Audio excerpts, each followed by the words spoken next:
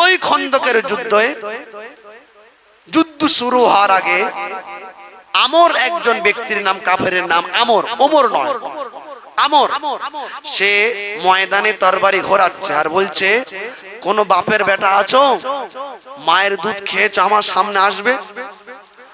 তো হযরত আলী রাদিয়াল্লাহু তাআলা বলছেন, আনা লাব্বাইক ইয়া রাসূলুল্লাহ, আপনি আমাকে অনুমতি দিন, আমি চলে যাই। আল্লাহর নবী বললেন, ইজলিস ইয়া আলী ইন্নাহু আমর, ও আলী বসে যাও। ওটা কে জানো? ওটা বীর আমর। আমর 1000 মানুষের মোকাবেলায় একাই যথেষ্ট। তাহলে কত বড় বীর পালোয়ান ছিল? 1000 মানুষের মোকাবেলায় একাই যথেষ্ট। ও আলী বসে যাও। আবার আমর হুমকি দিচ্ছে, হুঙ্কার দিচ্ছে, কোন বাপের বেটা নেই, মায়ের দুধ খাওনি, আমার সামনে এসো। তো হযরত আলী রাদিয়াল্লাহু তাআলা দাঁড়িয়ে পড়েছেন, লাব্বাইক ইয়া রাসূলুল্লাহ, আমাকে অনুমতি দিন, আমি যাই।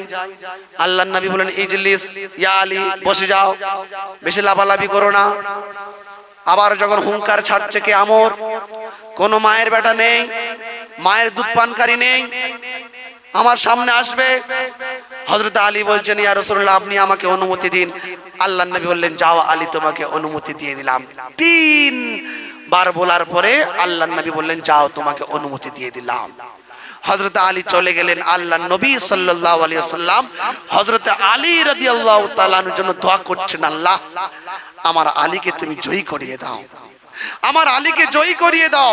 পুরো আরব দুনিয়া জানে আমর এমন একজন বীর পালোয়ান, 1000 মানুষের মোকাবেলায় একাই যথেষ্ট।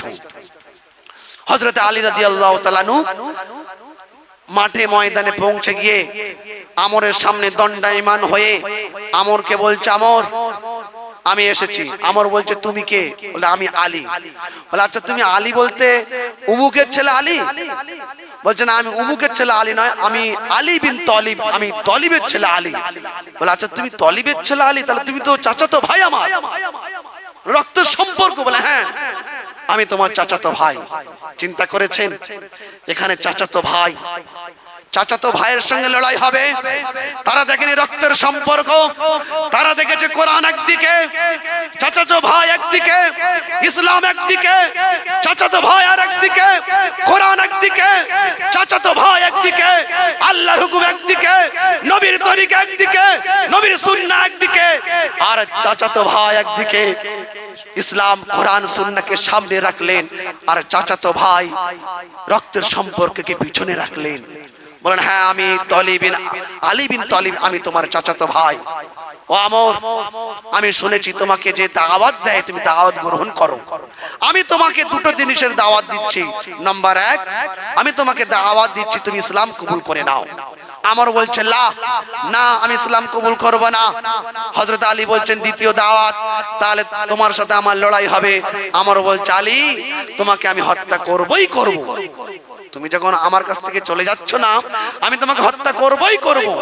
চিন্তা করেছেন সাহাবা আজমাইন রাদিয়াল্লাহু তাআলা আনহুরা দ্বীনকে, ইসলামকে, শরিয়াকে, সুন্নাহকে বুকের সঙ্গে আঁকড়ে ধরে রেখেছিলেন। জীবন যদি চলে যায় জীবন দিয়ে দেব, তথাপি ঈমান দিতে পারবো না। তাদের ঈমান, ইয়াকিন আর বিশ্বাস কলিজার ভিতরে 100% বেশি পয়দা করেছিলেন। আলহামদুলিল্লাহ। যুদ্ধ শুরু হবে, যুদ্ধ শুরু হয়ে গেল। আল্লাহর নবী এদিকে কাঁদছেন আল্লাহর দরবারে, আল্লাহ আমার আলীকে তুমি জয়ী করিয়ে দাও, আমার আলীকে ঈমানের বলে বলিয়ান করে তাকে ঘরে ফিরিয়ে দাও। আল্লাহর নবী মুসাল্লার পাটিতে বসে কাঁদছিলেন। এমন সময় কানে আওয়াজ ভেসে আসলো, কুতিলা আদুউল্লাহ, কুতিলা আদুউল্লাহ, কুতিলা আদুউল্লাহ, কুতিলা আদুউল্লাহ। আলীর লাকলাকে তরবারির নিচে আমরের দেহ থেকে মাথা আলাদা হয়ে গেছে। জোরে বলবেন না সুবহানাল্লাহ। ও বিশ্ববাসী শোনো, আমর 1000 মানুষের পরিবর্তে একাই যথেষ্ট ছিল। আলী রাদিয়াল্লাহু তাআলা আনহু এমন ঈমান তৈরি করেছিলেন, এমন ইয়াকিন তৈরি করেছিলেন, এমন নবীর সুন্নাহকে নিজের কলিজার ভিতরে ঠাঁই দিয়েছিলেন, যা আলীর তরবারির নিচে আমরের দেহ থেকে মুন্ডু আলাদা হয়ে গেছে। জোরে বলবেন সুবহানাল্লাহ। একবার সুবহানাল্লাহ বললে কি দ্বিতীয়বার বলতে নেই? একবার সুবহানাল্লাহ বলবেন, 80টা নেকি আপনার আমলনামায় লেখা হয়ে যাবে। জোরে বলি সুবহানাল্লাহ। সাহাবা আজমাইন রাদিয়াল্লাহু তাআলা আনহুরা বলছিলেন, আমরা যখন লড়াই করছিলাম আমরা আসমানের দিকে তাকিয়েছিলাম, দেখলাম আসমান থেকে সবুজ রঙের ঘোড়া কাতারে কাতারে চলে আসছে।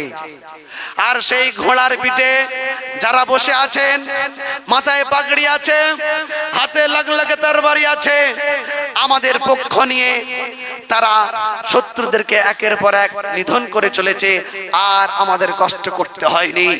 আল্লাহ রাসূল বলেছেন, সেই সাহায্য আল্লাহ পাকের পক্ষ থেকে মাদাত কিয়ামত পর্যন্ত থাকবে। কিয়ামত পর্যন্ত আমার উম্মতেরা পাবে। শর্ত হলো সাহাবাদের মতন ঈমান আর ইয়াকিন তারা যখন কলিজার ভিতরে ঠাঁই দেবে, ঈমান আর ইয়াকিন মজবুত করে নেবে। সাহাবাদের উপরে যেমন আল্লাহ পাক সহযোগিতা করেছিলেন, ফেরেশতাদের মাধ্যমে আল্লাহ পাক জয় করিয়েছিলেন, সেই জয়ী আমাদের দ্বারাও করাবেন। শর্ত হলো ঈমান আর ইয়াকিন তৈরি করতে হবে। নামাজ না পড়ে কি ঈমান আর ইয়াকিন তৈরি হয় ভাই? বলেন, শুধু জুম্মায় নামাজ পড়বো, 5 ওয়াক্ত পড়বো না, ঈমান তৈরি হবে? ইয়াকিন তৈরি হবে? অত সহজ? আমাদের জ্বালা পেরেশান শেষ হবে না, জ্বালা পেরেশান শেষ হবে না। কোটি কোটি মুসলমানকে হত্যা করা হবে, তারপরে মুসলমানরা যদি একটু সচেতন হয়।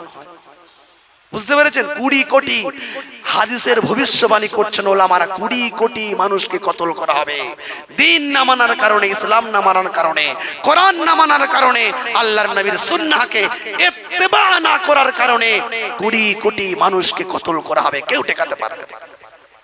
এজন্য আসুন ইসলামের দিকে ফিরে আসুন, নবীর সুন্নাহের দিকে ফিরে আসুন।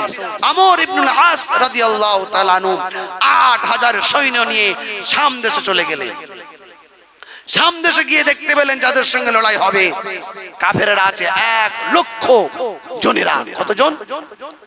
একদিকে 1 লক্ষ আর একদিকে 8000। হিসাবটা ঠিক হচ্ছে তো? 8000 মানে কিছুই নয় 1 লাখের কাছে। যদি আপনাকে কেউ 1 লক্ষ টাকা দেয় আর আপনার ভাইকে 8000 দেয়, আপনার মা সম্পদ বিক্রি করে বড় ছেলেকে দিচ্ছে 1 লাখ আর ছোটকে দিচ্ছে 8, বলুন কি হবে? কারগিলের যুদ্ধ বাঁধবে কি বাঁধবে না? এবার বুঝে এসেছে 8000 কত অল্প। তা মুসলমানদের কাছে সৈন্য 8000, আমর ইবনুল আস রাদিয়াল্লাহু তাআলা আনহুর সেনাপতিতে 8000 সৈন্য, কাফেরদের কাছে 1 লক্ষ। কিন্তু তাদের কাছে ঈমান ছিল, ইয়াকিন ছিল।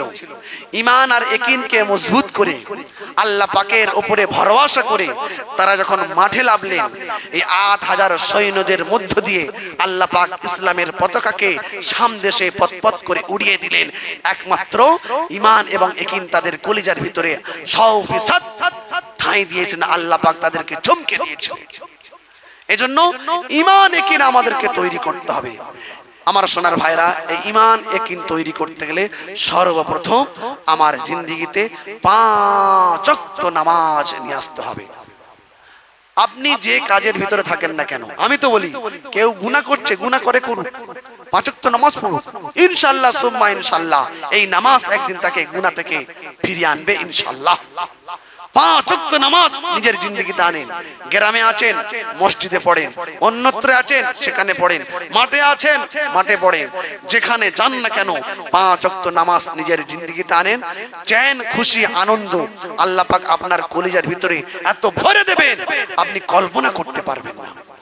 এজন্য ইনশাআল্লাহ তাআলা আমরা ঈমান ইয়াকিন তৈরি করতে গেলে সর্বপ্রথম যে আল্লাহ পাকের হুকুম, সবথেকে বড় হুকুম, সেটা হলো নামাজ, সালাত, সালাত, সালাত। এই নামাজ আমাদের জিন্দেগিতে আনবো ইনশাআল্লাহ।